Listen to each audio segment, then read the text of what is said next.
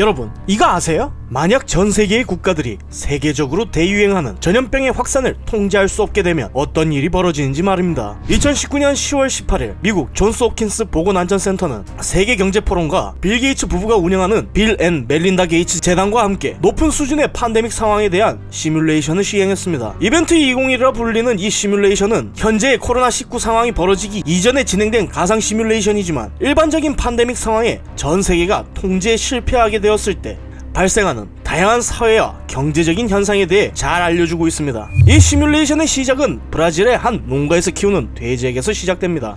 이 돼지는 박쥐의 배설물을 통해 바이러스에 감염됐습니다. 그리고 이 바이러스는 코로나 바이러스였죠. 이 가상 시뮬레이션에서 많고 많은 바이러스 중에 코로나 바이러스를 상정한 건 최근 현대에 들어서 가장 폭넓게 퍼진 바이러스가 사스와 메르스, 즉 코로나 바이러스였기 때문이었습니다. 이 돼지에겐 그저 가벼운 질병을 일으키는 것으로 가정했지만 아시다시피 코로나 바이러스는 동물과 인간 모두를 감염시킬 수 있는, 즉 인수 공통 감염을 일으키는 변이를 시작합니다. 그렇게 남미의 한 양돈 농부에게서 시작된 전염병은 천천히 퍼져나가기 시작했습니다. 초기의 증상은 그저 가벼운 감기에 불과해 감염자들은 그렇게 심각하게 여기지 않습니다.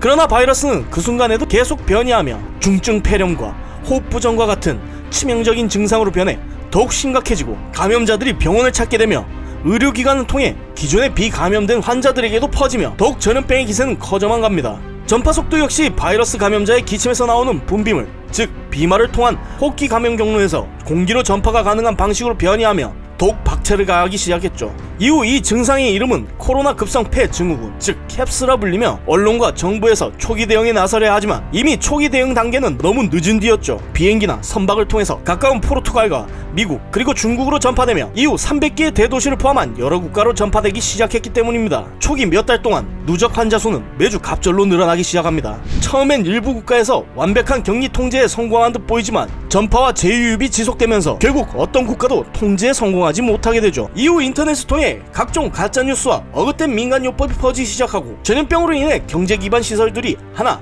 둘 멈추기 시작합니다. 백신은 계속 개발 중이지만 완치가 아닌 증상을 완화시키는 수준에 불과하며 각종 나라별 경제적 문제와 차단과 통제로 인해 첫 1년간은 백신 개발에 차질을 빚게 됩니다. 이후 바이러스는 전세계 인구의 80에서 90%가 노출될 때까지 멈추지 않으며 약 18개월 후 대략 6,500만 명 이상이 사망한다는 데이터가 나왔습니다. 물론 이 수치는 지난 5천만 명 이상의 사망자를 만든 스페인 독감의 위력과 현재 인구수를 대비해 도출해낸 데이터에 불과합니다. 그러나 스페인 독감 당시보다 4배나 더 많은 인구가 현재 지구상에 존재하므로 사망자의 숫자는 결코 더 적진 않을 겁니다. 감염되지 않은 사람이 감소하면서 점점 유행 속도가 느려지는데 이후엔 아예 홍역과 같이 유년기에 호발하는 풍토병으로 변하게 되죠. 이 전염병의 위력은 발병 전보다 세계 주식시장의 20에서 40%를 하락시키며 경제 역시 박살을 내놓습니다.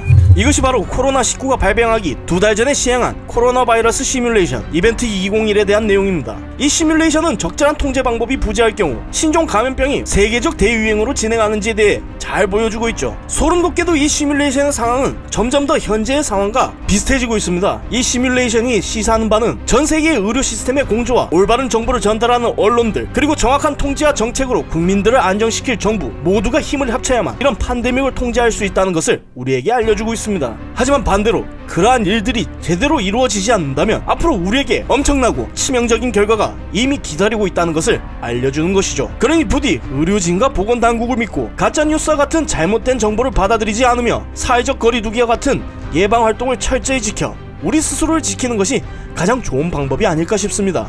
몰라도 상관없는 지식 몰상식, 다음 시간에 좀 더 재미난 이야기로 찾아뵙겠습니다. 감사합니다.